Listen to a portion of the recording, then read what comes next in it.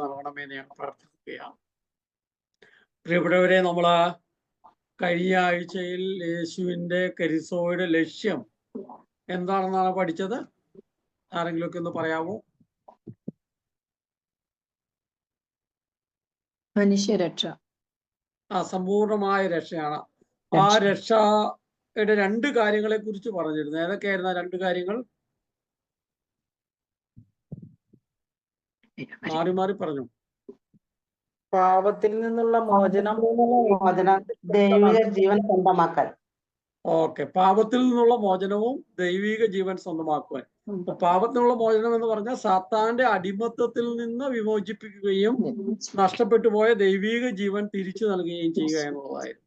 ഈ സാത്താന്റെ അടിമത്തത്തിൽ നിന്ന്, പാപത്തിൽ നിന്ന് മോചനം നൽകാനായിട്ട് അവിടുന്ന് ചെയ്ത 4 കാര്യങ്ങൾ ഏതൊക്കെയാണ്?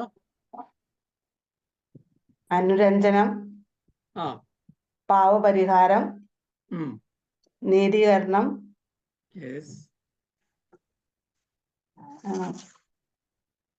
സ്വാതന്ത്ര്യം. ഓക്കെ, ഏതൊക്കെയായിരുന്നു? അനുരഞ്ജനം, പാവപരിഹാരം, നീതീകരണം, സ്വാതന്ത്ര്യം. അപ്പൊ ഇത് അവിടുന്ന് ഈ 4 കാര്യങ്ങളിലൂടെ അവിടുന്ന് സാത്താന്റെ അടിമത്തിൽ നിന്ന് മോചിപ്പിച്ചു എന്നാണ്. രക്ഷ സമ്പൂർണമായി നൽകി എന്നുള്ളതാണ്. അനുരഞ്ജനം സാധ്യമാക്കാൻ അവൻ എന്താ ചെയ്തേ? ബന്ധങ്ങളുടെ പുനരുദ്ധാനം. അതായത് അനുരഞ്ജനം സാധ്യമാക്കാൻ പർദീസായിൽ വെച്ച് ദൈവവുമായിട്ടുള്ള ബന്ധം നഷ്ടപ്പെട്ട് സാത്താന്റെ അടിമത്തത്തിലേക്ക് പോയപ്പോൾ ബന്ധം വിച്ഛേദിക്കപ്പെട്ടു. ആ ബന്ധം പൂർത്തിയാക്കാനായിട്ട് അവിടുന്ന് മനുഷ്യാവതാരത്തിലൂടെ മനുഷ്യനായി താതാത്മ്യം പ്രാപിച്ചുകൊണ്ട് തന്റെ മനുഷ്യാവതാരം മുതൽ അമ്മയുടെ ഉദരത്തിൽ അവിടുന്ന് ഭൂജാതനാവുന്ന സമയം മുതൽ സ്വർഗാരോഹണം വരെയുള്ള അവിടുത്തെ ജീവിതത്തിലൂടെ എല്ലാമായിട്ട് അനുരഞ്ജനം സാധ്യമാക്കുകയാണ് എന്നാണ് അതിനകത്ത് നമ്മൾ മനസ്സിലാക്കാൻ ശ്രമിച്ചത്. 2, പാവപരിഹാരം എന്താണ്? കടങ്ങൾ വിട്ടല്. അതിനുവേണ്ടി അവൻ എന്താ ചെയ്തേ? കടങ്ങൾ വിട്ട് പീഡാസഹനങ്ങൾ. നീതിമാനായ അവിടുത്തെ മരണം മൂലം പീഡാസഹനവും കുരിശുമരണവും സംസ്കാരവും അതിലൂടെയൊക്കെ അവിടുന്ന് എല്ലാ പാപത്തിനും പരിഹാരം ചെയ്തു. അങ്ങനെ തെറ്റിന് ശിക്ഷ ഏറ്റുകൊണ്ട് സാത്താന്റെ അടിമത്തത്തിൽ നിന്ന് സമ്പൂർണമായി വിമോചിപ്പിച്ചു. അടുത്തത് നീതീകരണത്തിന് വേണ്ടി എന്താണ്? പാപകടങ്ങൾ വീട്ടി രക്ഷിച്ചു എന്ന ഉറപ്പ്. ഉറപ്പ് നൽകാനായിട്ട് അവൻ എന്ത് ചെയ്തു? ഉദ്ധാനം. ഉയർത്തെഴുന്നേറ്റുകൊണ്ട് എല്ലാ കടവും വീട്ടി എന്ന് അവിടുന്ന് കരങ്ങളും പാദവും പാർശ്വവും ഒക്കെ കാണിച്ചു കൊടുത്തുകൊണ്ട് അവിടുന്ന് അതിന് ഉറപ്പ് നൽകി, നീതീകരിച്ചു എന്നുള്ളതാണ്. അടുത്തത് സ്വാതന്ത്ര്യം നൽകാനായിട്ട് എന്ത് ചെയ്തു? ദൈവമക്കളായി ജീവിക്കുക. അതിനുവേണ്ടി എന്താണ് ചെയ്തത്? ദൈവിക ജീവൻ സ്വന്തമാക്കി. സ്വർഗാരോഹണം ചെയ്തു. പിതാവിന്റെ വലതുഭാഗത്തേക്ക് എഴുന്നള്ളി പരിശുദ്ധാത്മാവിനെ നൽകി. അങ്ങനെ ദൈവമക്കളായി ജീവിക്കാനുള്ള കൃപാവരം നൽകി എന്നുള്ളതാണ്. അപ്പം ഈ പറയുന്ന കാര്യങ്ങളിലൂടെ ഈശോ തന്റെ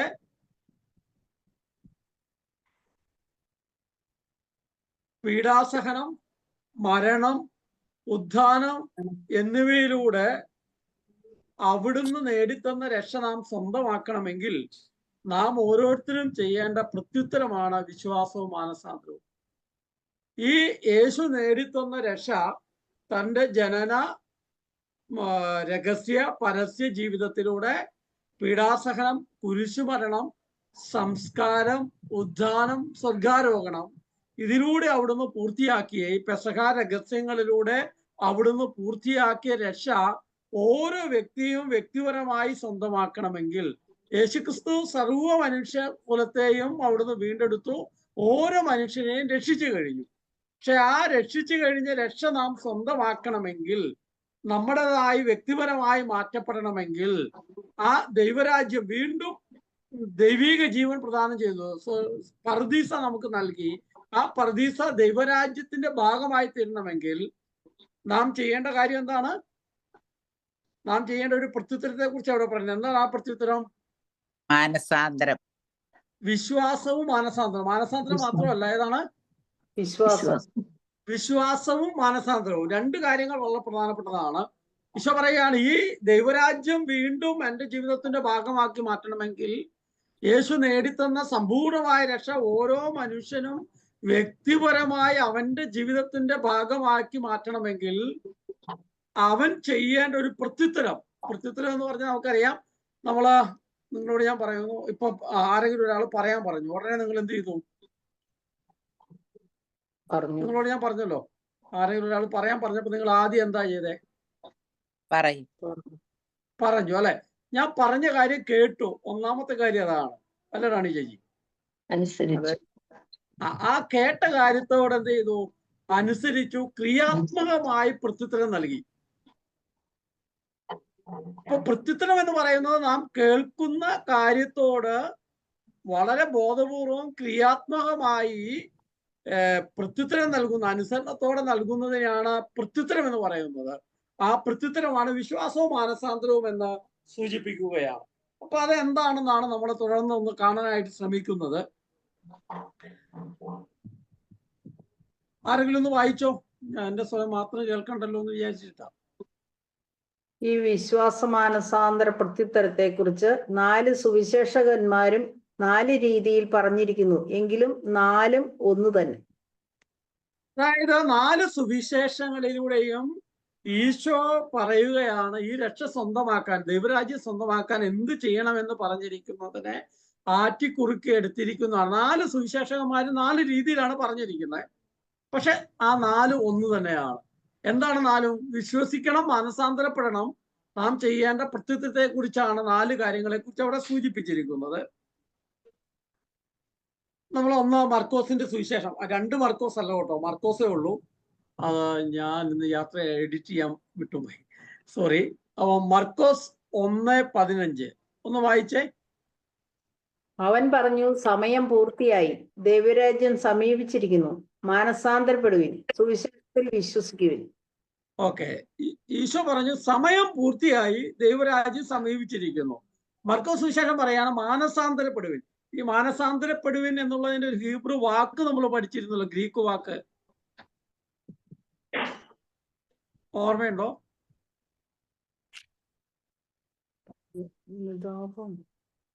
ഒരു 10 ആഴ്ചത്തെ കോഴ്സിൽ നമ്മൾ പഠിച്ചു. ആ പേരോർത്താ മതി. അനുതാപം.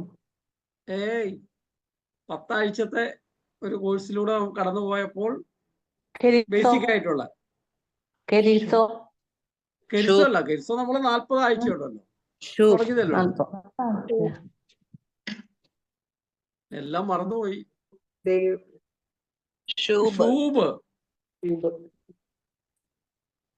പഠിച്ചില്ലായിരുന്നോ? ഷൂബ് എന്ന വാക്കിന്റെ അർത്ഥം മാനസാന്തരപ്പെടുവിൻ എന്നാണ്, തിരിച്ചു വരുവിൻ എന്നാണ്. ജോഷിയച്ചൻ പറഞ്ഞ കാര്യമൊക്കെ കേട്ടിട്ടുണ്ടാകും വീഡിയോയിൽ. അപ്പൊ മാനസാന്തരപ്പെടുക എന്ന് പറഞ്ഞാൽ തിരിച്ചു വരിക, സുവിശേഷത്തിൽ വിശ്വസിച്ചുകൊണ്ട് തിരിച്ചു വരിക എന്നുള്ളതാണ്. അപ്പം ഈ സുവിശേഷം, മർക്കോസ് സുവിശേഷം മുഴുവൻ പറയുന്നത് സുവിശേഷത്തിൽ വിശ്വസിക്കുക എന്ന് പറഞ്ഞാൽ, മർക്കോസ് സുവിശേഷം സൂചിപ്പിക്കുന്നുണ്ട് 4 പേര് തളർവാദ രോഗിയെ കൊണ്ട് കട്ടിലിൽ എടുത്തുകൊണ്ട് വന്ന് ആ വീടിന്റെ മേൽക്കൂരയൊക്കെ പൊളിച്ച് താഴെ ഇറക്കി, അവരുടെ ആ വിശ്വാസം കണ്ടിട്ട് ആ തളർവാദ രോഗികൾ പറഞ്ഞു, നീ നിന്റെ കിടക്കയും എടുത്തുകൊണ്ട് പോവുക എന്ന് പറയുന്നുണ്ട് അല്ലേ? ഇന്ന് ഞാൻ അങ്ങോട്ടും ഇങ്ങോട്ടും ഒക്കെ പറഞ്ഞു ചോദിച്ചു പോകാന്ന് വിചാരിച്ച, അങ്ങനെയല്ലേ? അവിടെ ആ വിശ്വസിക്കുക എന്ന് പറഞ്ഞ അർത്ഥം എന്താ? യേശുവിനെ കുറിച്ച് കേട്ടു, അവൻ രക്ഷകനാണെന്നുള്ള ഒരു ബോധം വരികയാണ്.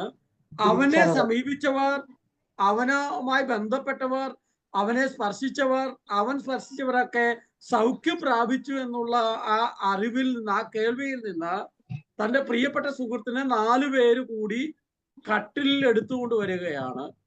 അങ്ങനെ എടുത്തുകൊണ്ട് വന്നിട്ട് അവിടെ വീട്ടിലെത്തുമ്പോൾ വീട്ടിന്റെ അകത്ത് കയറാൻ പറ്റുന്നില്ല, അത്രമാത്രം ജനമാണ്. ഉടനെ അവരെന്ത് ചെയ്തു? വീടിന്റെ മുകളിൽ കട്ടിലോടുകൂടെ കയറ്റി വീടിന്റെ മേൽക്കൂര പൊളിച്ച് അവരെ താഴെ ഇറക്കി. അവൻ വിശ്വസിക്കുക എന്ന് പറഞ്ഞാൽ എന്താണ്? യേശുക്രിസ്തുവിന്റെ അടുത്ത് വന്നാൽ രക്ഷ കിട്ടും എന്നുള്ള ബോധ്യത്തിൽ അവൻ പറഞ്ഞ കാര്യങ്ങൾ കേട്ട് അനുസരിച്ച് അവന്റെ പക്കൽ വരിക എന്നുള്ളതാണ്. മാനസാന്തരപ്പെടുവിൻ എന്നുള്ളത് എന്താണ്? സമ്പൂർണമായിട്ട് ആ തളർവാദ രോഗി തന്നെ ക്രിസ്തുവിന്റെ കയ്യിൽ കൊടുക്കുകയാണ്. തന്റെ കട്ടിലും കിടക്കയും താൻ ഇത്രയും കാലം ഉപയോഗിച്ചുകൊണ്ടിരുന്ന എല്ലാം ക്രിസ്തുവിനെ ഏൽപ്പിക്കുകയാണ്. അപ്പൊ ക്രിസ്തു പറഞ്ഞ് നീ അതെല്ലാം എടുത്തുകൊണ്ട് പൊക്കോളാൻ പറഞ്ഞു. അവൻ വിശ്വസിക്കുക എന്ന് പറഞ്ഞാൽ ഒരു അനുസരണമാണ്, അല്ലെങ്കിൽ ഒരു ആശ്രയത്വമാണ്. അല്ലെ, തളർവാദ രോഗി 4 പേര്, തളർവാദ രോഗിക്ക് വിശ്വാസം ഇല്ലെങ്കിൽ 4 പേര് ക്രിസ്തുവിൽ ആശ്രയിച്ചു എന്നാണ്. ക്രിസ്തുവിൽ ആശ്രയബോധം, അവൻ എന്നെ രക്ഷിക്കാൻ കഴിയും, എന്നെ സുഖപ്പെടുത്താൻ കഴിയും, അവൻ എന്നെ ജീവിതത്തിലേക്ക് തിരികെ കൊണ്ടുവരാൻ കഴിയുമെന്ന് അവൻ വിശ്വസിച്ചു. അതിന് അവന്റെ ജീവിതത്തെ മാനസാന്തരപ്പെടുന്ന ചിത്രം സുവിശേഷത്തിൽ നാം വായിക്കുന്നുണ്ട്. വീണ്ടും പാപിനിയായ സ്ത്രീയെ കുറിച്ച് നമ്മളെ സുവിശേഷങ്ങളിൽ വായിച്ചു പോകുമ്പോൾ ജനക്കൂട്ടം പാപിനിയായ സ്ത്രീയെ കല്ലെറിഞ്ഞു കൊല്ലുന്നതിന് വേണ്ടി അവന്റെ പക്കൽ കൊണ്ടുവന്നുവെന്നും അവൻ നിലത്ത് എഴുതിക്കൊണ്ടിരുന്നുവെന്നും അവൻ ഈശോ പറയുന്നുണ്ട്, നിങ്ങളിൽ പാപമില്ലാത്തവർ കല്ലെറിയട്ടെ എന്ന് പറയുന്നു. അത് കേട്ടിട്ട് എല്ലാവരും കല്ല് അവിടെ ഇട്ടുപോയി. അവസാനം ഈശോയും ആ പാപിനിയായ സ്ത്രീയും മാത്രമായി. അപ്പൊ ഈശോ ചോദിക്കുന്ന ചോദ്യമുണ്ട്, നിന്നെ ആരും വിധിച്ചില്ലേ? ഞാനും വിധിക്കുന്നില്ല, നീ സമാധാനത്തോടെ പോവുക, മേലിൽ പാപം ചെയ്യരുത്. ഈ സുവിശേഷം മുഴുവൻ വായിച്ച് നാം കടന്നു പോകുമ്പോൾ ഈ വിശ്വാസം, ആ പാവനിയായ സ്ത്രീ യേശുവിൽ വിശ്വസിച്ചു, തന്നെ രക്ഷിക്കാൻ അവന് കഴിയുമെന്ന്, തൻ്റെ ജീവനെ സംരക്ഷിക്കാൻ അവൻ കഴിയുമെന്ന്, താൻ പാപിയാണെന്ന്, തൻ്റെ ജീവിതത്തിൽ പാപത്തിന്റെ വലിയ ഒരു കൂമ്പാരമുണ്ട് എന്ന് ഉള്ളതെല്ലാം അവൾ ആ സമയം ക്രിസ്തുവിനോട് പറഞ്ഞിട്ടുണ്ടാവും. അവളുടെ കണ്ണുകളിലൂടെ, അവളുടെ കണ്ണുനീരിലൂടെ, അവളുടെ സാന്നിധ്യത്തിലൂടെ അവളുടെ ജീവിതത്തെ മുഴുവൻ തിരികെ പോകാനായിട്ട് മാനസാന്തരപ്പെടുവാൻ ഈശോ സൂചിപ്പിക്കുകയാണ്. അപ്പോൾ മർക്കോസ് സുവിശേഷം നമ്മെ ഓർമ്മപ്പെടുത്തുന്നത് ഈ മാനസാന്തരപ്പെടുവൻ എന്ന് പറയുമ്പോൾ എന്താണ് എന്ന്, വിശുദ്ധ ബൈബിളിൽ എന്താണ് ഉദ്ദേശിക്കുന്നതെന്ന് പറയുകയാണ്. ആരെങ്കിലും ഒരാളൊന്ന് വായിച്ചോ. പൂർണ്ണ സമർപ്പണം, വിശ്വസിക്കുക. ബൈബിൾ പോയില്ല. ബൈബിളിൽ വിശ്വാസം, ബുദ്ധിപരമായ അബോധ്യം എന്നതിനേക്കാൾ ദൈവത്തിലുള്ള ആശ്രയത്വവും സമ്പൂർണ്ണ സമർപ്പണവുമാണ്. ഇവിടെ വിശ്വാസവും മാനസാന്തരവും ഒന്നിച്ചു പോകുന്നു. ഇവിടെ നമ്മളൊന്ന് ശ്രദ്ധിക്കുക, ബൈബിളിൽ വിശ്വസിക്കുക എന്ന് പറഞ്ഞാൽ ബുദ്ധിപരമായ ഒരു കാര്യമല്ല, ചിന്തിക്കുന്ന ഒരു കാര്യത്തെക്കുറിച്ചോ ബുദ്ധിപരമായ ഒരു ബോധ്യം എന്നതിനേക്കാൾ ദൈവത്തിലുള്ള ആശ്രയത്വമാണ്.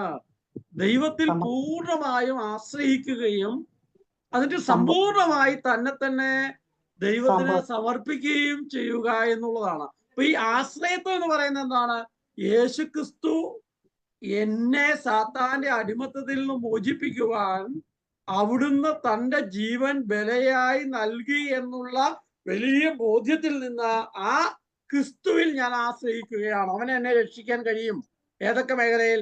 എൻ്റെ പാപകരമായ ജീവിതത്തിന്റെ മേഖലയിൽ നിന്ന്, എൻ്റെ ശാരീരികമായ രോഗത്തിൽ നിന്ന്, മാനസികമായ പ്രയാസങ്ങളിൽ നിന്ന്, എൻ്റെ തെറ്റായ ധാരണകളിൽ നിന്ന്, എൻ്റെ ജീവിതത്തിന്റെ, അതായത് ദൈവത്തിന് ഇഷ്ടമില്ലാത്ത എല്ലാ മേഖലയിൽ നിന്നും എന്നെ വീണ്ടും സാത്താന്റെ അടിമത്തത്തിന് രക്ഷിക്കാൻ കഴിയുന്നവൻ ക്രിസ്തുവാണ് എന്നുള്ള വലിയ ചിത്രം അവിടെ പറയുകയാണ്. നിങ്ങളിത് ഓർക്കുമ്പോൾ, ബൈബിളിലേക്ക് നമ്മൾ കടന്നു പോകുമ്പോൾ, കല്ലറയില് ചങ്ങലകളാൽ ബന്ധിച്ചിട്ടിരുന്ന ഒരു പിശാച് ബാധിതനെ കുറിച്ച് വിശുദ്ധ ഗ്രന്ഥം സൂചിപ്പിക്കുന്നുണ്ട്. പിശാച് ബാധിതയായി ചങ്ങലകളാൽ കല്ലറയിൽ ബന്ധിച്ചിട്ടിരുന്ന അവനെ നിയന്ത്രിക്കാൻ ആർക്കും ആയില്ല. അവൻ ആ ചങ്ങല പോലും പൊട്ടിച്ചു കളയുമായിരുന്നു. ആ സാത്താന്റെ ആ അടിമത്തത്തിൽ നിന്ന് പൂർണ്ണമായും മോചിപ്പിക്കുന്നത് ക്രിസ്തുവാണ് എന്നുള്ളത് കാണുന്നുണ്ട്. അതേപോലെ തന്നെ ശതാധിപന്റെ അടുത്തേക്ക് വരുമ്പോൾ ഈശോയോട് പറയുന്നുണ്ട്, അങ്ങ് എൻ്റെ വീട്ടിൽ വരാൻ ഉള്ള യോഗ്യത എനിക്കില്ല, അങ്ങനെ വീട്ടിൽ വരണ്ട, ഒരു വാക്ക് പറഞ്ഞാൽ മതി, എൻ്റെ വൃത്തിയിൽ സുഖപ്പെടും. ദൈവത്തിലുള്ള പൂർണ്ണമായ ആശ്രയത്വമാണ്, സമ്പൂർണമായ സമർപ്പണമാണ്. അപ്പൊ ഈ വിശ്വാസവും മാനസാന്തരവും എന്ന് പറയുന്നത് ഒരുമിച്ച് പോകുമെന്ന് പറയുക. ദൈവത്തിലുള്ള പൂർണ്ണമായ ആശ്രയത്വവും സമ്പൂർണമായ സമർപ്പണവും. അപ്പൊ മർക്കോസ് സുവിശേഷം നമ്മെ ഓർമ്മപ്പെടുത്തുന്നത്, ഈ രക്ഷ സ്വന്തമാക്കണമെങ്കിൽ ഞാനും നിങ്ങളുമൊക്കെ ദൈവത്തിൽ എത്രമാത്രം ആശ്രയത്വം വെക്കുന്നു. എൻ്റെ ജീവിതത്തിന്റെ പാപകരമായ എല്ലാ മേഖലയിൽ നിന്ന് തന്നെ രക്ഷിക്കാൻ കഴിയുന്നവൻ ക്രിസ്തുവാണ് എന്ന് എൻ്റെ ഭൗതികമായ ജീവിതത്തിന്റെ എല്ലാ മേഖലയിലും എനിക്ക് ആവശ്യമുള്ളത് തരാൻ കഴിയുന്നവൻ ദൈവമാണ് എന്ന് യേശുവാണെന്നുള്ള ആശ്രയത്വ ബോധമുണ്ട്. ഈശോ പറയുന്നത് വയലിലെ ലില്ലികളെ നോക്കുക, അവ വിതയ്ക്കുന്നില്ല, കൊയ്യുന്നില്ല, കളപ്പുരയിൽ ശേഖരിക്കുന്നില്ല, എങ്കിലും സ്വർഗസ്ഥനായ ദൈവം അവയെ തീറ്റിപ്പോറ്റുന്നെങ്കിൽ അതിനേക്കാൾ എത്രയോ ഉപരിയാണ് നിങ്ങളെന്ന് അവിടെ സൂചിപ്പിക്കുക. അപ്പൊ നമ്മുടെയൊക്കെ ജീവിതത്തിൽ അനുദിനം ആവശ്യമുള്ളതൊക്കെ നൽകാൻ കഴിയുന്ന ദൈവത്തിലുള്ള ക്രിസ്തുവിലുള്ള പൂർണ്ണമായ ആശ്രയത്വവും നമ്മുടെ ജീവിതവും നമ്മുടെ ബലഹീനതകളും നമ്മുടെ നന്മകളും കുറവുകളും ഒക്കെ പൂർണ്ണമായും അവിടുത്തെ പക്കൽ സമർപ്പിക്കുകയും ചെയ്യുമ്പോഴാണ് ഈ ക്രിസ്തുവിന്റെ രക്ഷ നമുക്ക് സ്വന്തമാക്കുവാനായിട്ട് കഴിയുക എന്നുള്ളതാണ്. അപ്പോൾ ദൈവത്തിലുള്ള പൂർണ്ണമായ ആശ്രയത്വ ബോധത്തോടെ അവന്റെ പക്കൽ ആശ്രയിക്കുക എന്ന് പറയുമ്പോൾ വേറൊന്നും കൂടെ അർത്ഥമുണ്ട്. എന്താണ്? എല്ലാ കാര്യവും അവിടുത്തോട് സംസാരിക്കുക എന്നുള്ളതാണ്. ആ ഒരു സമ്പൂർണമായ സമർപ്പണം എല്ലാം അവിടുത്തെ കയ്യിൽ ഏൽപ്പിക്കുക എന്നുള്ളത്. അപ്പം വിശ്വസിക്കുക, മാനസാന്തരിക്കപ്പെടുക എന്ന് പറയുന്ന ആശ്രയത്വവും സമർപ്പണവുമാണ്. വിശ്വാസം എന്ന് പറയുന്ന ആശ്രയത്വമാണ്. എന്ന് പറഞ്ഞാൽ ആ സമ്പൂർണമായിട്ടും ദൈവത്തിലുള്ള ആശ്രയത്വവും ദൈവത്തിൽ സുരക്ഷിതത്വം കണ്ടെത്തുന്നതും ദൈവം പറഞ്ഞ കാര്യം കേട്ടിട്ട് അത് അനുസരിക്കലും ഒക്കെയാണ് ആശ്രയത്വം എന്ന് പറഞ്ഞാൽ തന്നെ അനുസരണമാണ് എന്നുള്ള കാര്യം കൂടെ അതിനകത്ത് വരുന്നുണ്ട്. മാനസാന്തരം എന്ന് പറയുന്നത് സമ്പൂർണമായ സമർപ്പണമാണ്. പൂർണ്ണമായും എൻ്റെ ജീവിതത്തിന്റെ ചിന്തകളെയും വികാരങ്ങളെയും വിചാരങ്ങളെയും ഭൗതികവും ആത്മീയവുമായ മാനസികമായ എല്ലാ മേഖലയും അവിടുത്തെ കരങ്ങളിൽ കൊടുക്കുകയാണ്. അപ്പൊ ഈ രക്ഷ നാം സ്വന്തമാക്കണമെങ്കിൽ എന്ത് ചെയ്യണമെന്നാണ് മർക്കോസ് സുവിശേഷം പറയുന്നത്? പ്രിയപ്പെട്ടവരെ ഒന്ന് പറയാവോ? ആശ്രയത്വവും പൂർണ്ണമായ സമർപ്പണവും ഉണ്ടായിരിക്കും. സമ്പൂർണമായ ആശ്രയത്വവും പൂർണ്ണമായ സമർപ്പണവും ഉണ്ടാവണമെന്ന് മർക്കോസ് സുവിശേഷം പറയുകയാണ്. അതിനാണ് വിശ്വാസവും മാനസാന്തരവും എന്ന് പറയുക. അതിനെയാണ് വിശ്വാസവും മാനസാന്തരവും എന്ന് പറയുന്നത്. മർക്കോസ് സുവിശേഷം അടിവരയിട്ട് പറയുന്നുണ്ട്. അതിന്റെ വാക്കാണ് നമ്മൾ ശൂബ എന്ന വാക്ക് നമ്മൾ പഠിച്ചത്. അടുത്തത് മത്തായി 18:3 എന്താണ്? സത്യമായി ഞാൻ നിങ്ങളോട് പറയുന്നു, നിങ്ങൾ മനസ്സ് തിരിഞ്ഞ് ശിശുക്കളെ പോലെ ആകുന്നില്ലെങ്കിൽ സ്വർഗരാജ്യം പ്രവേശിക്കുകയില്ല. മത്തായി ശ്ലീഹ പറയുന്നത് എന്താ? ശിശുക്കളെ പോലെ ആയാൽ മാത്രമേ ഈ രക്ഷ സ്വന്തമാക്കാൻ സ്വർഗരാജ്യം, യേശുക്രിസ്തുവിനെ സ്വന്തമാക്കുമ്പോഴാണ് സ്വർഗരാജ്യത്തെ സ്വന്തമാകുക. ആ പുത്രനെ സ്വന്തമാക്കുക. യോഹന്നാന്റെ സുവിശേഷത്തിൽ നമ്മൾ വായിക്കുന്നുണ്ടല്ലോ, പുത്രനെ നിങ്ങൾ സ്വന്തമാക്കുന്നെങ്കിൽ എല്ലാം നിങ്ങൾ സ്വന്തമാക്കി. പുത്രനെ സ്വന്തമാക്കുന്നില്ലെങ്കിൽ, പുത്രനെ സ്വന്തമാക്കുക എന്ന് പറഞ്ഞാൽ എന്താ? ഒരു ഈശോയുടെ പടം എടുത്ത് വെച്ച് മാറോട് ചേർത്ത് വെച്ച് എന്റെ സ്വന്തം എന്ന് പറയുന്നതാണോ? യേശുക്രിസ്തുവിനെ എന്റെ ജീവിതത്തിന്റെ രക്ഷകനായി നാം ഓരോരുത്തരും മാറുന്നില്ലെങ്കിൽ, അനുഭവിക്കുന്നില്ലെങ്കിൽ, സ്വന്തമാക്കുന്നില്ലെങ്കിൽ സ്വർഗത്തിൽ പ്രവേശിക്കാൻ കഴിയില്ല. അങ്ങനെ സ്വർഗത്തിൽ പ്രവേശിക്കുന്ന ശിശുക്കളെ പോലെ ആകണമെന്നാണ് മത്തായി ശ്ലീഹ പറയുന്നത്. എന്തായിരിക്കും ഇതിലൂടെ അർത്ഥമാക്കിയിരിക്കുന്ന പ്രിയപ്പെട്ടവരെ? ബിനി ചേച്ചിയാണ് പറയണത്, വേറെ ആരെങ്കിലും ഒക്കെ മാറി പറയാൻ കേട്ടോ. എന്താണ് ഈ ശിശുക്കളെ പോലെ ആകണമെന്ന് പറയുമ്പോൾ ഉദ്ദേശിക്കുന്നത്? നിഷ്കളങ്കതയാണ്. എല്ലാം മറക്കുന്നവരാണ്. നിറഞ്ഞ പുഞ്ചിരിയോടുകൂടി മറ്റുള്ളവരെ സമീപിക്കുന്നവരാണ്. പുഞ്ചിരിക്കുന്നവരാണ്, നിഷ്കളങ്കതയുള്ളവരാണ്, മറക്കുന്നവരാണ്, പുഞ്ചിരിക്കുന്നവരാണ്. പിന്നെ സമ്പൂർണമായ ആശ്രയത്വം ഉള്ളവരാണ്. ജെയ്സൺ ചേട്ടനാണ് പറഞ്ഞത് അല്ലെ? അത് നൈമിഷികമായ വികാരങ്ങളുള്ളവരാണ് കുഞ്ഞുങ്ങൾ. പെട്ടെന്ന് ചിരിക്കും, പെട്ടെന്ന് കരയും. വികാരങ്ങൾ വളരെ പെട്ടെന്ന് വികാരങ്ങൾ പ്രകടിപ്പിക്കുന്നവർ. അങ്ങനെ ധാരാളം കാര്യങ്ങൾ ശിശുക്കളുമായി ബന്ധപ്പെട്ട് നമ്മുടെ മനസ്സിലുണ്ട്. ഇവിടെ ഉദ്ദേശിക്കുന്നത് എന്താണെന്ന് വായിച്ചോ? ശിശുക്കളെ പോലെ ആകുന്നില്ലെങ്കിൽ ശിശുവിന്റെ നിഷ്കളങ്കതയല്ല, പ്രത്യുത മാതാപിതാക്കളോടുള്ള അതിന്റെ ആശ്രയത്വമാണ് ഇവിടെ പരാമർശിക്കപ്പെടുന്നത്. ശിഷ്യരും ഇതുപോലെ ദൈവത്തിൽ സമ്പൂർണമായി ആശ്രയിക്കണമെന്ന് സാരം. എന്താണ് അവിടെ പറഞ്ഞു വെച്ചിരിക്കുന്നത്? നിഷ്കളങ്കതയുണ്ട് കുഞ്ഞുങ്ങൾക്ക്. ആ നിഷ്കളങ്കതയേക്കാൾ അപ്പുറം മാതാപിതാക്കളോടുള്ള അതിന്റെ ആശ്രയത്വമാണ് ഇവിടെ സൂചിപ്പിക്കുക. അപ്പൊ ശിശുക്കളെ പോലെ ആകാൻ പറഞ്ഞാൽ എന്താ അർത്ഥം? ഏതൊക്കെ കാര്യത്തിൽ ആശ്രയിക്കണം? എല്ലാ കാര്യത്തിലും ആശ്രയിക്കുന്നവരായിരുന്നു. എല്ലാ കാര്യത്തിലും ദൈവത്തിൽ ആശ്രയിക്കുന്ന, ക്രിസ്തുവിൽ ആശ്രയിക്കുന്ന, ക്രിസ്തുവിൽ അഭയം പ്രാപിക്കുന്ന അവനാണ് എൻ്റെ കോട്ടയെന്ന്, അവനാണ് എൻ്റെ സുരക്ഷിതത്വം എന്നുള്ള വലിയ ബോധത്തോടെയും ഒപ്പം ആ ആശ്രയത്വത്തിലും ജീവിക്കുന്നവരാണ് ക്രിസ്തുവിനെ സ്വന്തമാക്കാനായിട്ട് കഴിയുകയുള്ളൂ. അത് പറയണേ, ശിഷ്യരും ഇതുപോലെ ദൈവത്തിൽ സമ്പൂർണമായി ആശ്രയിക്കണമെന്ന് സാരം. ആരാണ് ശിഷ്യര്? ആരാ? ശിശുക്കളെ അനുഗ്രഹിക്കുന്നവർ അല്ല, നമ്മളല്ല, ഞാനാണ്. ഞാൻ പണ്ട് ഒരു അച്ഛനോട് ഒരു ചേച്ചി പോയി പറഞ്ഞെന്നാ പറയുന്നത്. അത് ശരിയാണോ എന്നറിയില്ല. അച്ഛാ, നമ്മുടെ പിള്ളേര്, അച്ഛൻ പറഞ്ഞത് എൻ്റെ അല്ല, സ്വന്തമാണ്, എൻ്റെ ആവശ്യമില്ലാതെ കൂട്ടരുത്. അപ്പൊ നമ്മളല്ല, ഞാൻ ശിഷ്യനാണ്. അപ്പസ്തോല പ്രേക്ഷിത ശിഷ്യൻ എന്ന നിലയിൽ നമ്മുടെ ജീവിതത്തിൽ എത്ര ആഴ്ചയായി നമ്മൾ കടന്നു പോകാൻ തുടങ്ങിയിട്ട് ഈ ഒരു കെറിസ്തോ കോഴ്സിലൂടെ? 8, 9, 10? 14. ഇത് 14ത്തെ. 14ാമത്തെ സെഷനായി അല്ലേ? സോറി 13 13. 13. ഈ 13 സെഷനിലൂടെ കടന്നു പോയിട്ട് നമ്മുടെ ആശ്രയത്തെ കുറെ കൂടി ഇത് ക്രിസ്തുവിൽ കൂടിയിട്ടുണ്ടോ? ഒരു ചോദ്യമാണ്, ഉത്തരം പറയണ്ട.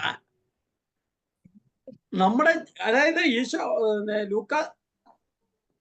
മത്തായി ശ്ലീഹ പറയുകയാണ്, മത്തായി ശ്ലീഹ പറയുന്നത് ശിശുവിനെ പോലെയുള്ള വലിയ ആശ്രയത്വത്തോടെ ക്രിസ്തുവിൽ പൂർണ്ണമായും ആശ്രയിക്കുമ്പോഴാണ്. അവിടെ ആശ്രയത്വം എന്ന് പറയുമ്പോൾ തന്നെ അവിടെ വിശ്വാസവും മാനസാന്തരവും ഉണ്ട്. ആ ആശ്രയത്വത്തിൽ തന്നെ വിശ്വാസമുണ്ട്, മാനസാന്തരമുണ്ട്. എന്തുകൊണ്ടാണ് ആശ്രയിക്കുന്നത്? എനിക്ക് തന്നെ ചെയ്യാൻ കഴിയില്ല എന്നുള്ളത് കൊണ്ടാണ് ആശ്രയിക്കുന്നത്. അതുകൊണ്ട് ദൈവത്തിന് എനിക്ക് ചെയ്തു തരാൻ കഴിയും എന്നുള്ള ബോധ്യത്തിലാണ്. അപ്പൊ മത്തായി ശ്ലീഹ പറയുന്നത്, ഞാനും നിങ്ങളും ഒക്കെ ഈ വിശ്വാസവും മാനസാന്തരവും എന്ന് പറയുന്നത് ദൈവത്തിൽ പൂർണ്ണമായിട്ടുള്ള ആശ്രയത്വത്തോടെ കഴിയുക എന്നുള്ളതാണ്. അതിനെ സൂചിപ്പിക്കുന്ന എന്തെങ്കിലും കാര്യം ബൈബിളിൽ നിങ്ങളുടെ മനസ്സിൽ ഇപ്പോൾ പെട്ടെന്ന് തോന്നുന്നുണ്ടോ? 4 സുവിശേഷങ്ങളിലൂടെ കടന്നു പോകുമ്പോൾ ഈ ശിശുവിനെ പോലെ ആശ്രയിക്കുന്ന ഏതെങ്കിലും സംഭവത്തെ കാണുന്നുണ്ടോ?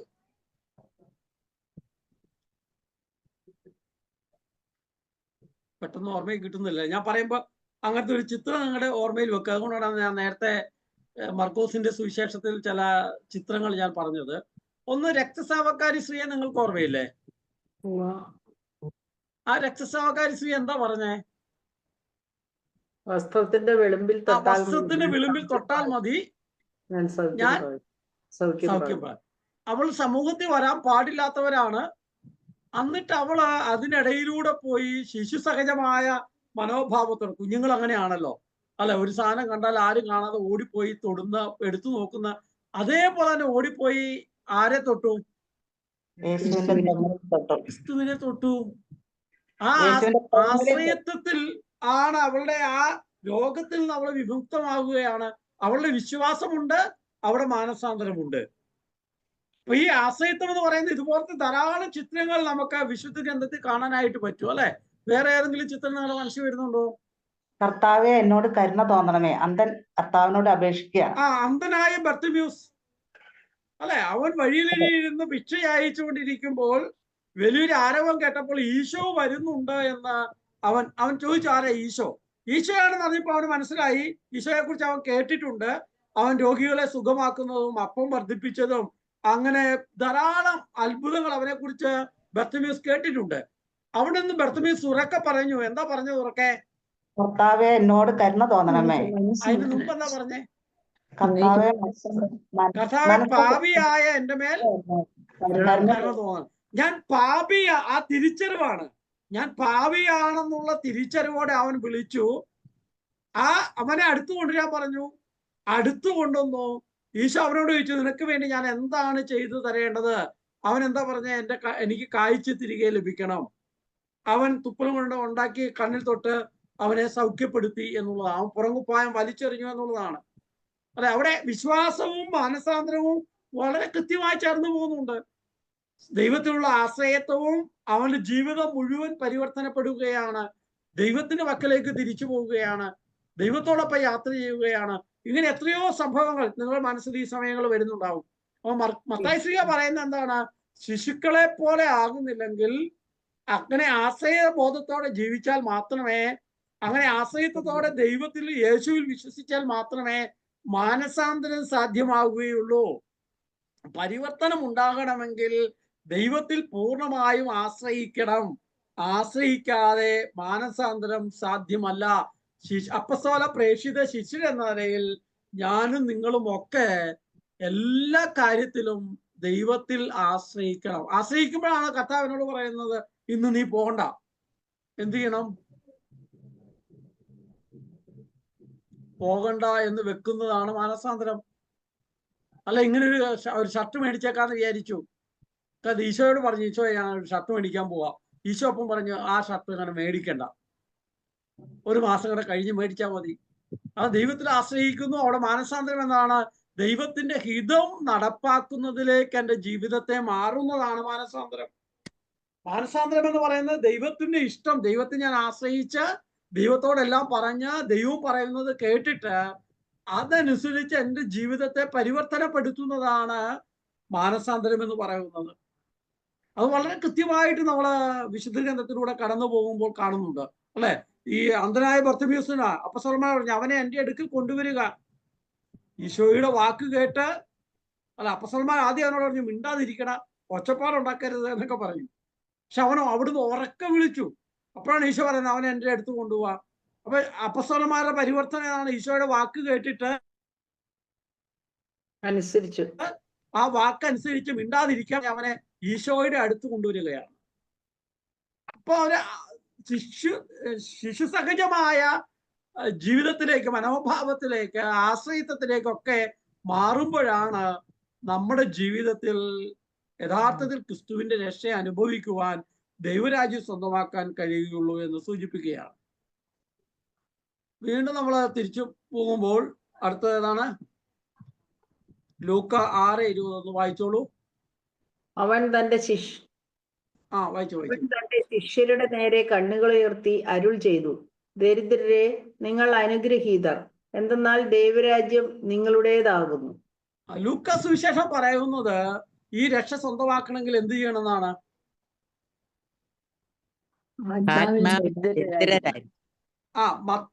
മർക്കോസ് എന്താ പറഞ്ഞേ?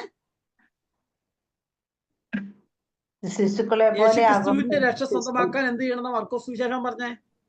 ശിശുക്കളെ പൂർണ്ണ ആശ്രയത്വവും ദൈവത്തിലുള്ള സമ്പൂർണ്ണ സമർപ്പണവും വിശ്വാസവും മാനസാന്തരവും. അതിനെയാണ് വിശ്വാസവും വിശ്വസിക്കണം, മാനസാന്തരപ്പെടണം എന്നുള്ളതാണ്. അതിന്റെ ഡീറ്റെയിൽസ് ആണ് വേണ്ടത്. മത്തായി എന്താ പറഞ്ഞേ? ശിശുക്കളെ. ലൂക്ക എന്താ പറയുന്നേ? നിങ്ങൾ ദരിദ്രരാകുവിൻ. ദരിദ്രരാവണം. ദരിദ്രരായാൽ മാത്രമേ ക്രിസ്തുവിന്റെ രക്ഷ സ്വന്തമാക്കുവാൻ, ദൈവരാജ്യം സ്വന്തമാക്കാനായിട്ട് നമുക്ക് പറ്റുകയുള്ളൂ. എന്താണ് ദാരിദ്ര്യാരൂപി എന്ന് നമ്മൾ പഠിച്ചു. എന്താണ് ദാരിദ്ര്യാരൂപി? ദൈവത്തിലുള്ള എന്ന് പറഞ്ഞാൽ എന്താ? നമുക്കൊന്നുമില്ല, നമ്മളൊന്നും ദൈവത്തിലുള്ള പൂർണ്ണമായ ആശ്രയത്വം സുരക്ഷിതത്വമാണ് എന്ന് നമ്മൾ സുവിശേഷ ഭാഗ്യങ്ങളിൽ നമ്മൾ കടന്നുപോയതാ. അത് തന്നെയാണ് ഇവിടെ പറയുന്നത്. ഒന്ന് വായിച്ചോ.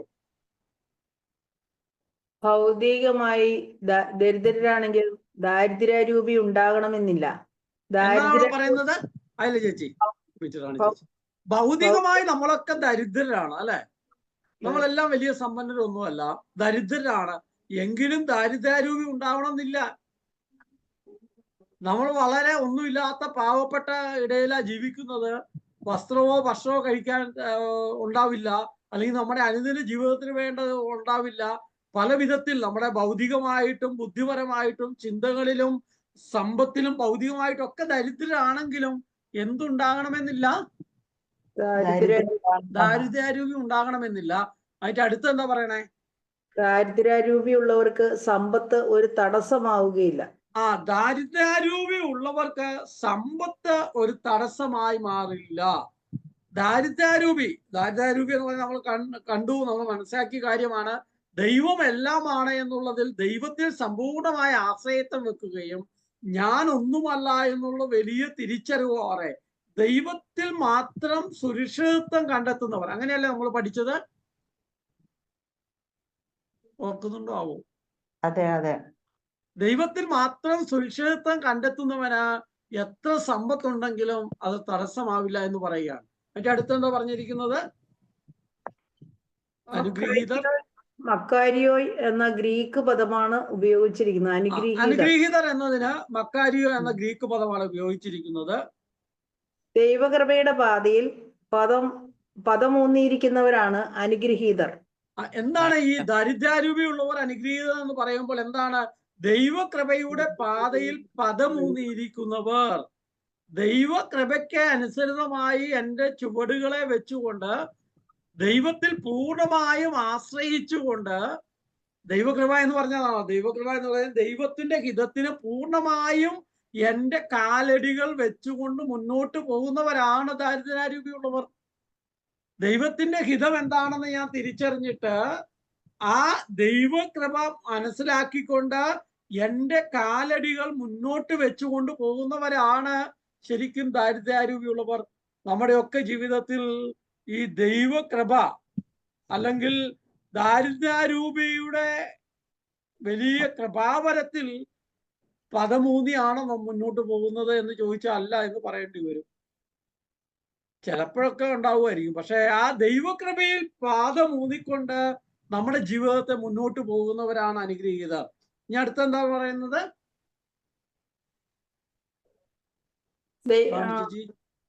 അവരുടെ ഇപ്പോഴത്തെ അവസ്ഥ അല്ലല്ല, അതിന് മുമ്പ് പദമൂന്നിയവരാ അനുഗ്രഹീതർ. അത് കഴിഞ്ഞ് ദൈവഹിതം നിറവേറ്റുന്നതിൽ തൽപരർ. അവിടെ നോക്കുക, ദൈവഹിതം നിറവേറ്റുന്നതിൽ തൽപരരാണ്. ദരിദ്രാരൂപി എന്ന് പറഞ്ഞ ദൈവഹിതം നിറവേറ്റുന്നതിൽ നിരന്തരമായി പരിശ്രമിക്കുന്നതിൽ, അതിൽ മാത്രം ശ്രദ്ധയൂന്നിരിക്കുന്നവർ. എന്നെ കുറിച്ചുള്ള ദൈവത്തിന്റെ ഹിതം അറിയണമെങ്കിൽ ദൈവത്തിൽ ആശ്രയിക്കണം.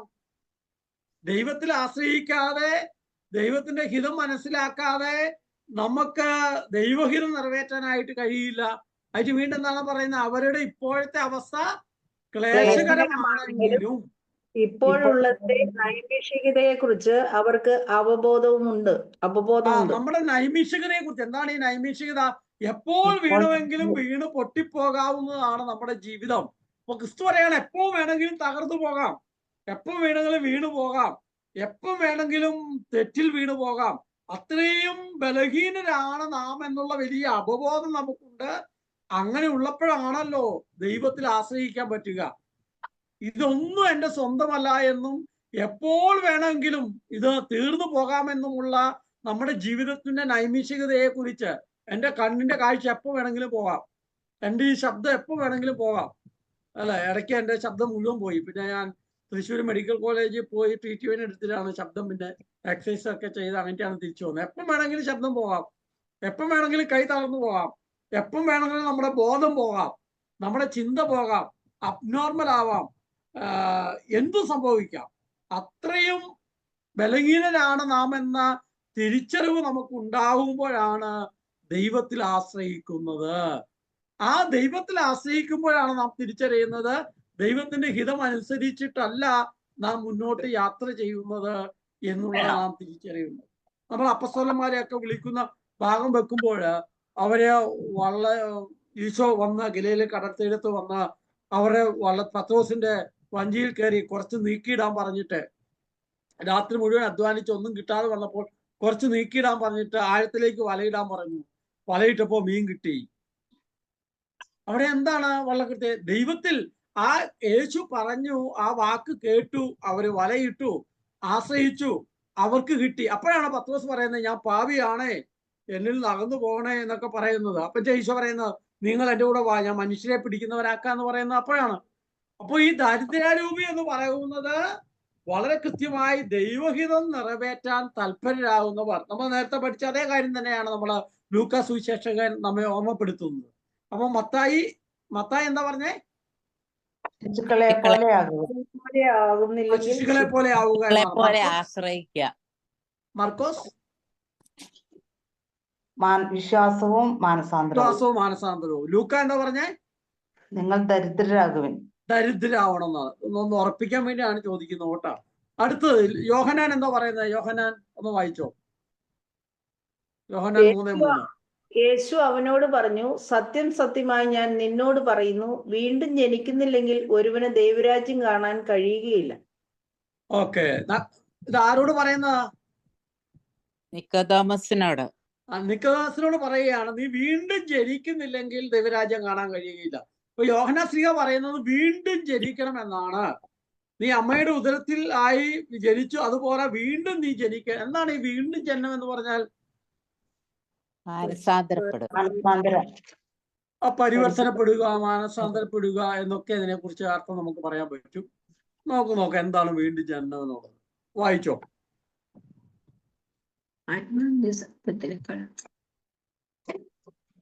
വീണ്ടും കാണുന്നില്ലേ? വന്നില്ലേ നിങ്ങളുടെ സ്ക്രീനിൽ?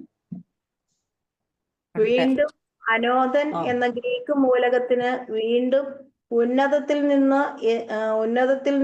എന്നീ രണ്ട് അർത്ഥങ്ങളുണ്ട്. വീണ്ടും എന്നതിന് രണ്ട് അർത്ഥങ്ങളുണ്ട്. എന്താണ് വീണ്ടും? അനോദ്യൻ എന്ന വാക്കാണ് ഉപയോഗിച്ചിരിക്കുന്നത്. അതിന് വീണ്ടും എന്നും ഉന്നതത്തിൽ നിന്ന് രണ്ടർത്ഥമുണ്ട്. ഇത് വായിച്ചോ.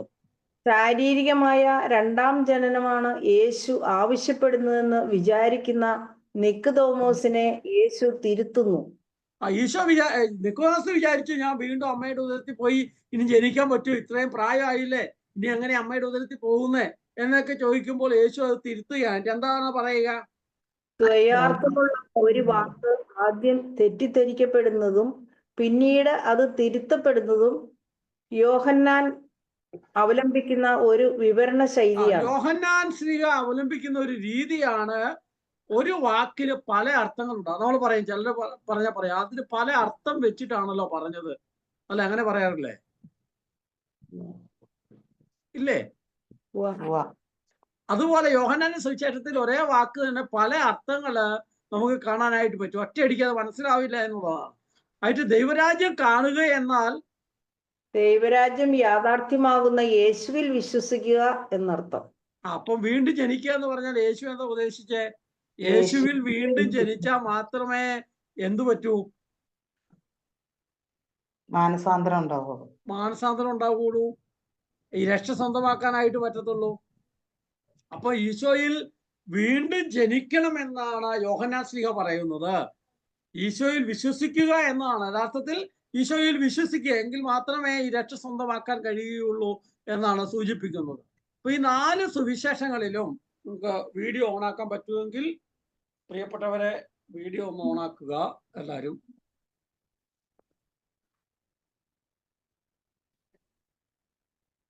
പറ്റിയാൽ എല്ലാവരും ഒന്ന് ഓണാക്കും.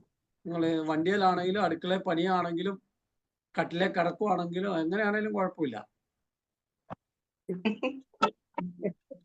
എന്റെ വാക്കൊന്ന് വിശ്വസിക്കൂ, അനുസരിക്കൂ, മാനസാന്തരപ്പെടൂ.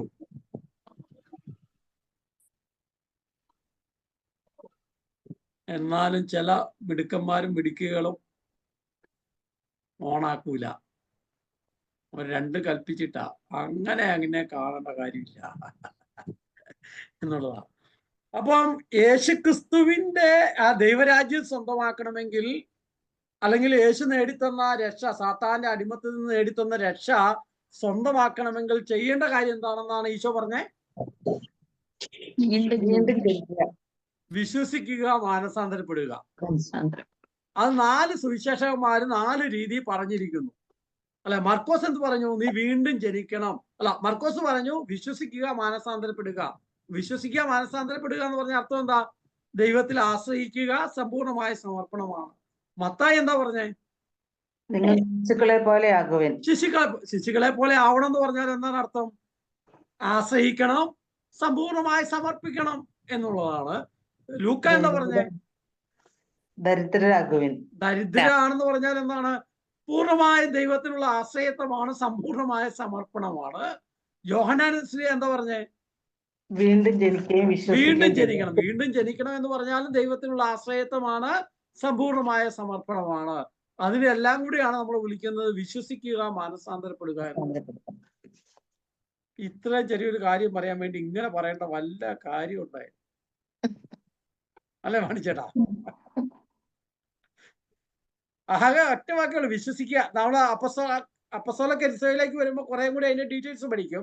ഇവിടെ ഈശോ പറയുന്നത് ഈ രക്ഷ 2000 വർഷം മുമ്പ് അവിടുന്ന് നേടിത്തന്ന രക്ഷ സ്വന്തമാക്കണം. ഈ രക്ഷ എന്ന് പറയുമ്പോൾ എൻ്റെ സമ്പൂർണമായ സാത്താന്റെ അടിമത്തത്തിൽ നിന്ന് ഞാൻ വിമോചിപ്പിക്കപ്പെടണമെങ്കിൽ, ദൈവരാജ്യം സമ്പൂർണമായും എന്നിൽ രൂപപ്പെട്ടു വരണമെങ്കിൽ ഞാൻ എന്ത് ചെയ്യണം?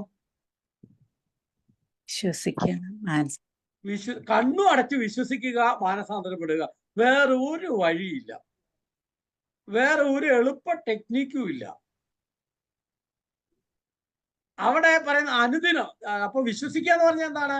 പൂർണ്ണമായും ദൈവത്തിൽ ആശ്രയിക്കുക. നമ്മുടെ ജീവിതം പൂർണ്ണമായും ദൈവത്തിൽ ആശ്രയിക്കുന്ന, എന്റെ ജീവിതത്തെ മുഴുവൻ ദൈവത്തിന്റെ കയ്യിൽ കൊടുക്കുന്ന, നമ്മൾ ഈ പറയുന്ന വാക്കുകളെക്കാളൊക്കെ ഉപരിയാണ്. ചിലത് പറഞ്ഞങ്ങ് പ്രകടിപ്പിക്കാൻ പറ്റില്ല, അല്ല ചാക്കോ ചേട്ടാ? ചാക്കോ ചേട്ടാ പറഞ്ഞു വരുമ്പോ എന്റെ ഇഫക്റ്റ് കിട്ടത്തില്ല, പക്ഷെ ശക്തി കൂടുതലാണ്. ചാക്കോ ചേട്ടനെ നമ്മളിപ്പൊ കണ്ട നല്ല പോലെ നല്ല ജെന്റിൽമാൻ എന്നൊക്കെ തോന്നും, പക്ഷെ അങ്ങനെ നടക്കാൻ പറ്റൂല, അല്ലെ? കാണുമ്പോ കാഴ്ചയിൽ അങ്ങനെയാണെന്നൊക്കെ വിചാരിക്കുന്ന പോലെ തന്നെയാണ് വിശ്വാസവും മാനസാന്തരവും. നമ്മൾ ഈ പറഞ്ഞ് ഒരു പരിധിവരെ മനസ്സിലാക്കാൻ ശ്രമിക്കുകയാണ്. സമ്പൂർണമായും ദൈവത്തിൽ നമ്മുടെ ജീവിതം മുഴുവൻ ആശ്രയത്വത്തോടെ ജീവിക്കുക, അങ്ങനെ നമ്മുടെ ജീവിതം പരിവർത്തനപ്പെടുത്തുക എന്നുള്ളതാണ്. അപ്പൊ നമ്മൾ ഈ പഠിച്ചുകൊണ്ടിരുന്ന കാര്യം മുഴുവൻ നമ്മൾ യേശുവിന്റെ കരിസോ, അതാണല്ലോ നമ്മൾ പഠിച്ചുകൊണ്ടിരുന്നത്. അത് ഈ ആഴ്ച കൊണ്ട് അതങ്ങ് തീരും. അടുത്ത ആഴ്ച അപ്പസ്തോലന്മാരുടെ കരിസോ ആണ് വരുന്നത്. അപ്പൊ യേശുവിന്റെ കരിസോയുടെ ഉള്ളടക്കം എന്താണെന്നാണ് നമ്മൾ കണ്ടത്. മൈക്കൊക്കെ ഓണാക്കിക്കോ.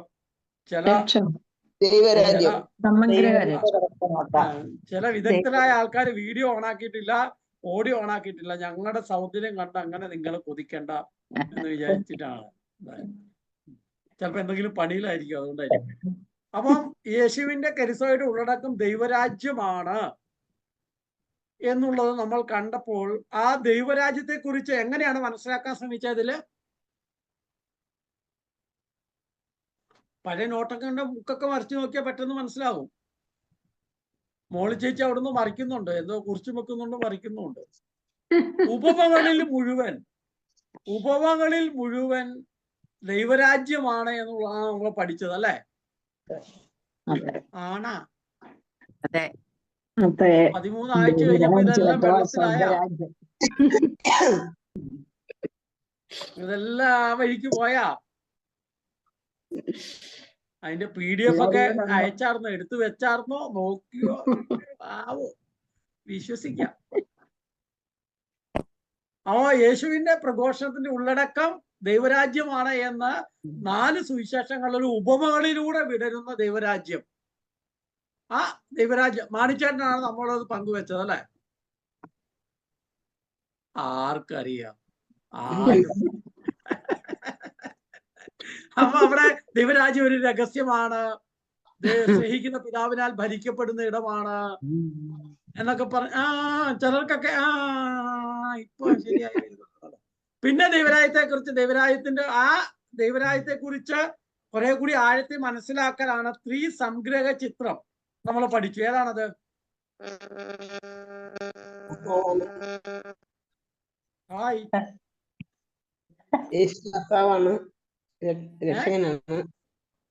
യേശു രക്ഷകനാന്നുള്ള എന്റെ ചേച്ചി ഞാൻ അടുത്തോണ്ട ചെവി പിടിച്ചു വലിച്ചാലേ.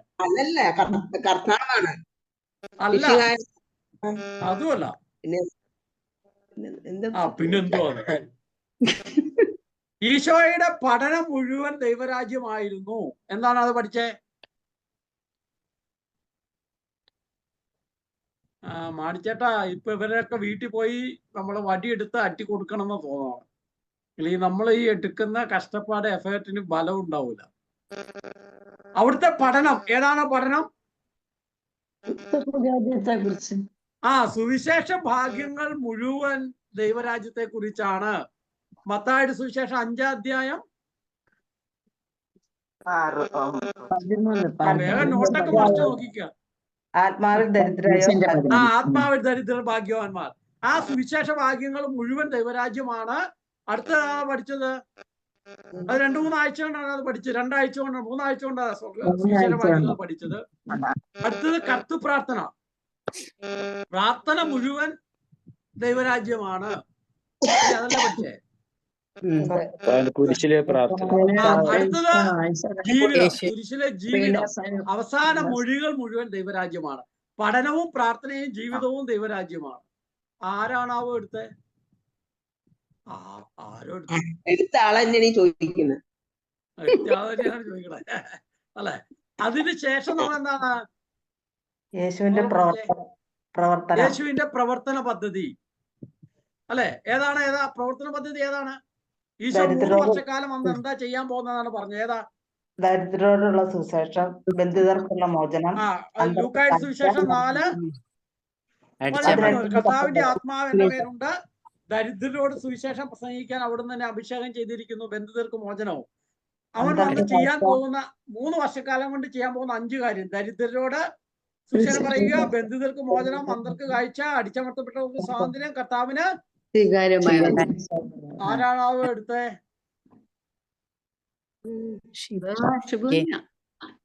ഇനി നോട്ട് എഴുതി വെക്കുമ്പോ ആ എടുക്കുന്ന ആളുടെ പേരും കൂടെ ഒന്ന് എഴുതി വെക്കണം. ജെനിയാണ് എടുത്തത്. ശരിയാണോ? ജെനി. അതിനുശേഷം പിന്നെ ഏതാ നമ്മൾ കണ്ടത്? ലക്ഷ്യം. യേശുവിന്റെ പ്രഘോഷത്തിന്റെ ലക്ഷ്യം രക്ഷയാണ്. ആ രക്ഷയാണ് ഞാൻ ക്ലാസ് തുടങ്ങുന്നതിന് മുമ്പ് ചോദിച്ചത്. സാത്താന്റെ അടിമത്തിൽ നിന്ന് മോചിപ്പിക്കുന്നത് 4 കാര്യങ്ങളിലൂടെയാണ്. ദൈവിക ജീവൻ തിരിച്ചു നൽകുന്നു.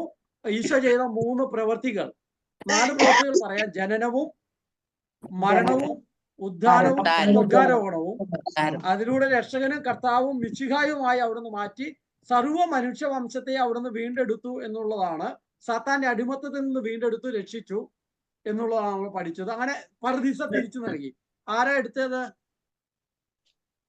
ഷിജു ആണ് കഴിഞ്ഞ ആഴ്ച എടുത്തത്. അതെങ്കിലും ഓർക്കുന്നില്ലെങ്കിൽ ഇച്ചിരി തളമൊക്കെ വെക്കേണ്ടി വരുമായിരിക്കും. അല്ല ചാക്കോ ചേട്ടാ?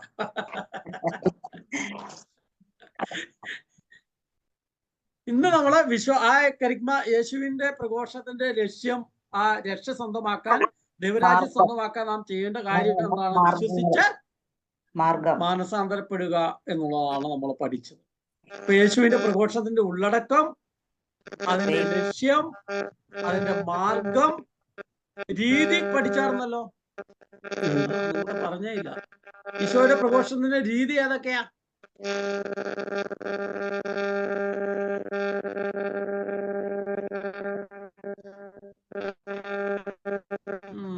ഒന്നും എഴുതി വെച്ചിട്ടില്ല.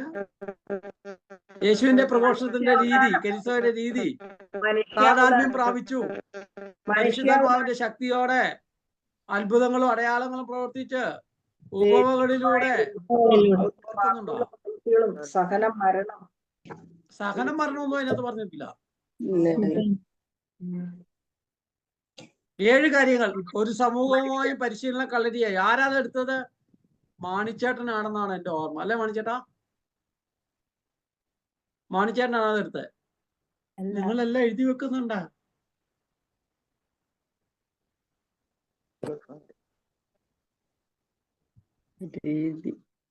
അപ്പൊ ഒന്ന് മൊത്തം കിട്ടിയില്ലെങ്കിൽ ചെറുതായിട്ടൊന്ന് നോട്ട് ചെയ്യണം. ഇല്ലെങ്കിൽ 45 ആഴ്ച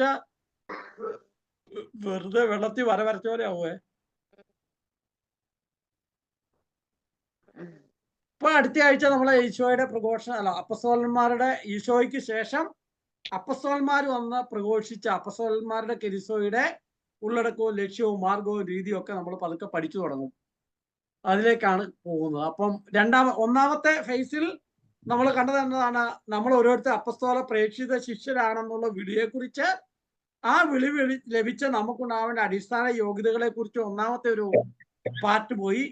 അതിൽ നിന്ന് രണ്ടാമത്തെ പാർട്ടിൽ യേശുവിന്റെ പ്രേക്ഷിത ശിഷ്യനായ, സ്വർഗത്തിൽ നിന്ന് അയക്കപ്പെട്ട പ്രേക്ഷിതനായ ക്രിസ്തു ഈ ലോകത്തിൽ വന്ന് എന്താണ് പ്രഘോഷിച്ചത്, പഠിപ്പിച്ചത്, ജീവിച്ചത്, എങ്ങനെയൊക്കെയാണെന്നുള്ളതാണ് മനസ്സിലാക്കി. ഇനി അടുത്ത അപ്പസ്തോലന്മാർ വരും.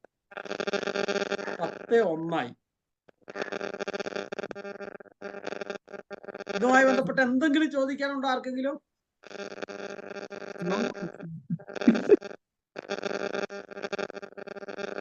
ചില പറഞ്ഞു എന്ത് ചോദിക്കാനാ? മോളി ചേച്ചി എന്തോ പറയുന്നുണ്ടല്ലോ.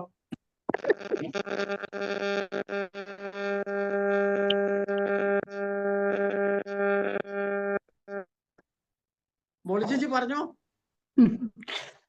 ഒന്നുമല്ല, എല്ലാം അറിയാമെങ്കിലും ഒന്നും ചോദിക്കാനില്ല, ഒന്നും അറിയാൻ പാടില്ലെങ്കിൽ ഒന്നും ചോദിക്കാനില്ല. ആ ചാക്കോ ചേട്ടന് വല്ലതും മനസ്സിലായോ ഈ പറഞ്ഞതില്?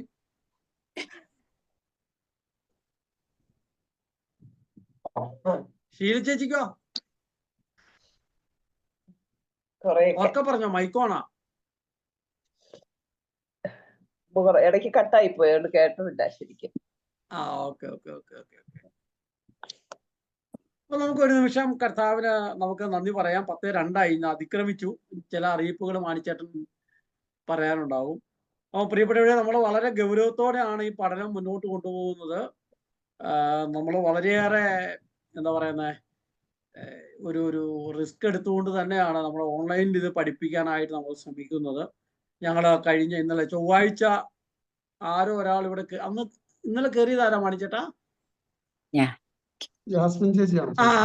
യെസ്, ചേച്ചിയാണ്, ജാസ്മിൻ ചേച്ചിയാണ്. ജാസ്മിൻ ചേച്ചി ഇന്നലെ കയറിയപ്പോൾ ഞങ്ങൾ ട്രയലിലാണ്, ഈ വിഷയം ട്രയൽ ചെയ്യാണ്. നിങ്ങൾക്ക് എടുത്തപോലെ ഇത് ബുധനാഴ്ചയാണെന്ന് ഓർത്ത്. അപ്പം ചേച്ചി വിചാരിച്ചു ബുധനാഴ്ചയാണ് എന്ന് വിചാരിച്ചിരുന്നു.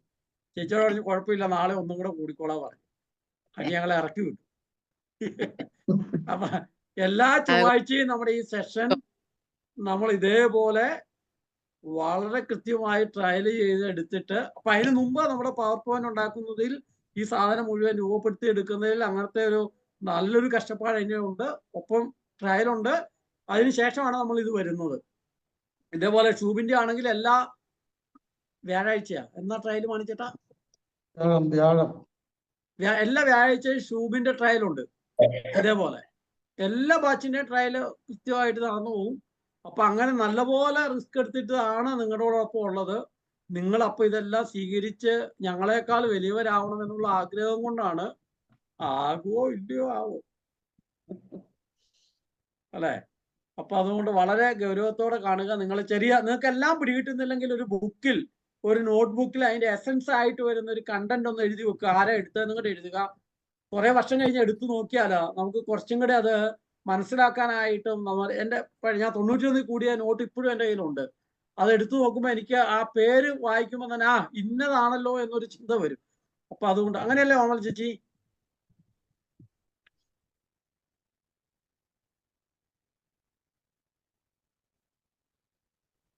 മൈക്ക് ഓൺ ആക്കിക്കോ. അതെ അതെ. ഓക്കെ. അപ്പൊ അതുകൊണ്ട് ഈ ഒരു ചിന്ത ഉണ്ടാവട്ടെ. നമുക്ക് ഒരു നിമിഷം ഒന്ന് കരങ്ങൾ ഉയർത്തി കർത്താവിനെ, ഈശോയുടെ പ്രഘോഷണത്തിന്റെ ഈ ഒരു രക്ഷ സ്വന്തമാക്കാൻ വിശ്വാസവും മാനസാന്തരവും ആഴത്തിൽ നമ്മുടെ ജീവിതത്തിൽ സ്വന്തമാക്കുവാനുള്ള ആഗ്രഹത്തോടെ നമുക്ക് സ്തുതിച്ച് പ്രാർത്ഥിക്കാം. Hallelujah, hallelujah, hallelujah. എല്ലാവരും അതിനും തുറന്ന് പൂർണ്ണമായ ദൈവത്തിൽ ആശ്രയിച്ചുകൊണ്ട്, ദൈവത്തിൽ ആശ്രയിച്ചുകൊണ്ട് സമ്പൂർണ്ണമായ ജീവിതം സമർപ്പിച്ചുകൊണ്ട് കർത്താവെ അവിടുത്തെ രക്ഷ, അവിടുത്തെ 2000 വർഷം മുമ്പ് നേടുന്ന രക്ഷ സ്വന്തമാക്കാനായിട്ട് ഈശോയെ അവിടുത്തെ വാക്കുകൾ, അവിടുന്ന് ചെയ്ത പ്രവൃത്തികൾ, അവിടുന്ന് ഈ ലോകത്തിൽ ചെയ്ത എല്ലാ കാര്യങ്ങളും ഞങ്ങൾ പൂർണ്ണമായി വിശ്വസിച്ചുകൊണ്ട് അങ്ങനെ ആശ്രയിക്കുകയാണ്. ഞങ്ങളുടെ ജീവിതം സമ്പൂർണ്ണമായി അവിടുത്തെ പക്കൽ സമർപ്പിക്കുകയാണ്. ഹല്ലേലൂയ,